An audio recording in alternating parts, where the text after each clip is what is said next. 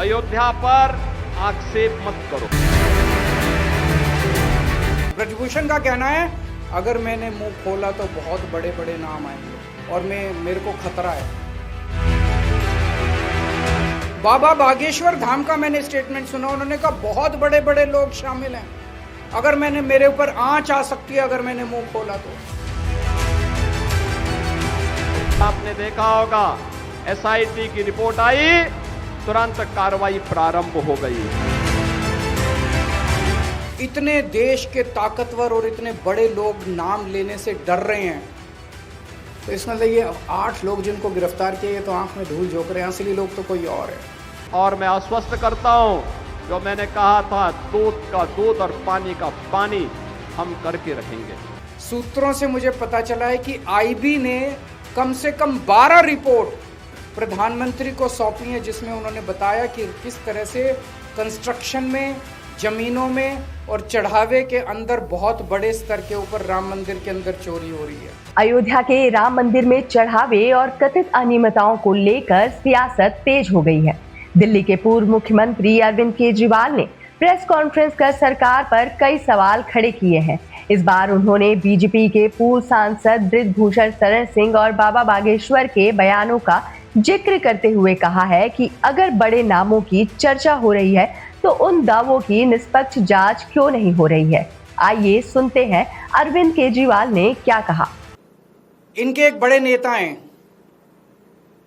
ब्रजभूषण, अभी मैं social media में उनका स्टेटमेंट देख रहा था। ब्रजभूषण का कहना है, अगर मैंने मुंह खोला तो बहुत बड़े बड़े नाम आएंगे और मेरे को खतरा है।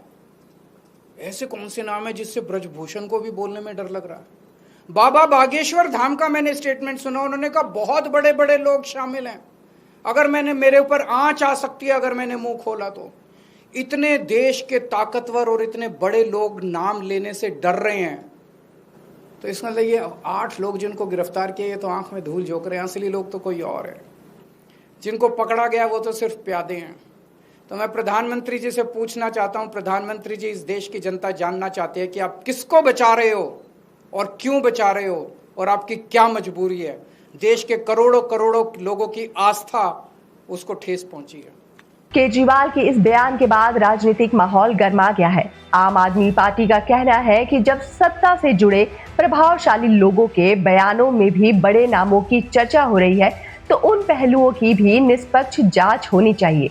केजरीवाल ने दावा किया है कि बीजेपी के पूर्व सांसद बृजभूषण शरण सिंह ने कहा है कि अगर उन्होंने मुंह खोला तो कई बड़े नाम सामने आ जाएंगे और उन्हें खतरा भी हो सकता है। इसके साथ ही उन्होंने बाबा बागेश्वर के उस कथित बयान का जिक्र किया जिसमें बड़े लोगों के शामिल होने की बात कही थी।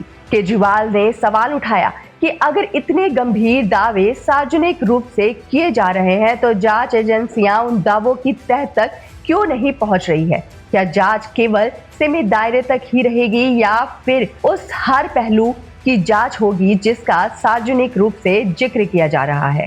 आम आदमी पार्टी ने यह भी आरोप लगाया है कि सांसद संजय सिंह कथित दस्तावेज लेकर एसआईटी के पास पहुंचे थे, लेकिन उन्हें बताया गया कि जमीन से जुड़े कथित घोटाले की जांच एसआईटी के दायरे में नहीं है।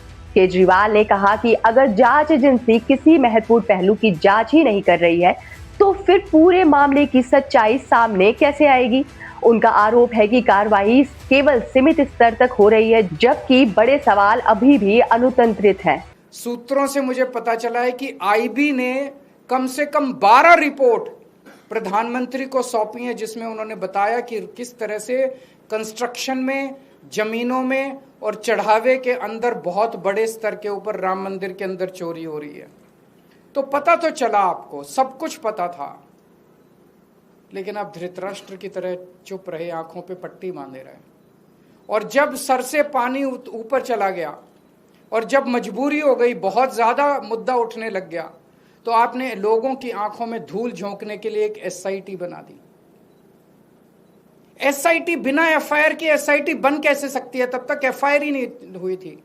बिना एफआईआर की एसआईटी बन ही नहीं सकती। आपने एक एसआईटी बना दी धूल झोंकने के लिए, लोगों की आंखों में धूल झोंकने के लिए। उसी दिन देश के लोगों को पता चल गया था जब आपने एसआईटी बनाई थी कि प्रधानमंत्री जी लीपापोती कर रहे हैं। प्रधानमंत्री जी असली गुनहगारों को बचाने की कोशिश कर रहे हैं। और फिर आपने एक फर्जी एफआईआर की।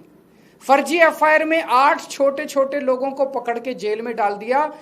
उसमें भी उन 8 छोटे छोटे लोगों को भी पुलिस कस्टडी नहीं दिलवाई गई, सीधे जुडिशियल कस्टडी। पुलिस ने कस्टडी मांगी नहीं।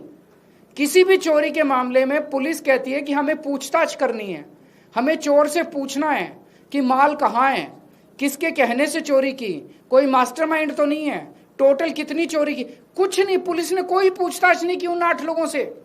पुलिस कस्टडी नहीं ली गई उनकी। उनको एश्योरेंस दिया गया, चिंता ना करो, 2-4 दिन में बेल करा देंगे तुम्हारी। ये चल क्या रहा है प्रधानमंत्री जी? संजय सिंह जब हमारे जमीनों के घोटाले के कागज लेके एसआईटी के पास गए तो एसआईटी ने जो कहा वो चौंकाने वाला था। एसआईटी कहती है हम जमीनों के घोटाले की तो जांच ही नहीं कर रहे, हम तो केवल चंदा चढ़ावे की जांच कर रहे हैं। तो ये एसआईटी कर क्या रही है? कंस्ट्रक्शन के घोटाले की जांच नहीं कर रही, जमीनों के घोटाले की जांच नहीं कर रही। वो जांच कौन करेगा? 2021 में यूपी सरकार ने जमीनों के घोटाले के ऊपर एक एसआईटी बनाई थी। वो एसआईटी रफा दफा हो गई, किसी को पता भी नहीं चला उसकी रिपोर्ट कब आई और कब गई। क्या हुआ उस एसआईटी का? ऐसे ही दोबारा एसआईटी बना दी इन लोगों ने। 2021 के अंदर कोई जेल नहीं गया, कोई एफआईआर नहीं हुई, कोई गिरफ्तारी नहीं हुई। इस एसआईटी का भी यही हाल होगा। सबको बचाने की कोशिश की जा रही है। जिन लोगों ने इस्तीफे दिए हैं, कहा जा रहा है कि आज भी मंदिर वही चला रहे हैं, आज भी मंदिर उन्हीं लोगों के हाथ में। आज भी मैंने कागजों में इस्तीफा दे दिया, मंदिर उन्हीं लोगों के हाथ में है, वही लोग चला रहे हैं। अरविंद केजरीवाल ने एसआईटी के गठन को लेकर सवाल उठाए हैं। उन्होंने कहा है कि बिना एफआईआर दर्ज के एसआईटी कैसे गठित की जा सकती है। उनका आरोप है कि इसमें लोगों के मन में यह संदेश देने की कोशिश की जा रही है कि जांच चल रही है, जबकि असली सवालों का जवाब अभी भी नहीं मिला है। उन्होंने वर्ष 2021 में अयोध्या की जमीन खरीद से जुड़े विवाद का भी जिक्र किया। केजरीवाल का कहना है कि उस समय भी एसआईटी बनाई गई थी, लेकिन उनके नतीजों को लेकर आज तक स्पष्ट जानकारी सामने नहीं आई है। उन्होंने आरोप लगाया है कि कहीं ऐसा तो नहीं है कि हर बार जांच का ऐलान तो होता है लेकिन मामला आगे नहीं बढ़ता है। अब इस पूरे विवाद में कई सवाल उठ रहे हैं और सबसे बड़ा सवाल है कि अगर बृजभूषण शरण सिंह जैसे नेता बड़े नामों का जिक्र करते हैं, अगर बाबा बागेश्वर भी बड़े लोगों की बात करते हैं, अगर विपक्ष जांच के दायरे पर सवाल उठा रहे हैं, तो क्या जांच एजेंसी इन सभी दावों की पड़ताल करेगी? क्या कथित बड़े नामों तक भी जांच पहुंचेगी या फिर मामला केवल छोटे स्तर की कार्रवाई तक ही सीमित रहेगा? इन सवालों के जवाब आने वाले दिनों की जांच की दिशा तय करेंगे। फिलहाल यह भी स्पष्ट करना जरूरी है कि अरविंद केजरीवाल ने जो आरोप लगाए हैं वह उनके राजनीतिक आरोप है। इन आरोपों की स्वतंत्र पुष्टि नहीं हुई है। किसी भी व्यक्ति की भूमिका या जिम्मेदारी का निर्धारण केवल निष्पक्ष जांच और न्यायिक प्रक्रिया के आधार पर ही किया जा सकता है। लेकिन इतना जरूर है कि राम मंदिर जैसे आस्था के केंद्र से जुड़े किसी भी विवाद में पारदर्शिता और निष्पक्ष जांच की मांग स्वाभाविक रूप से उठती है।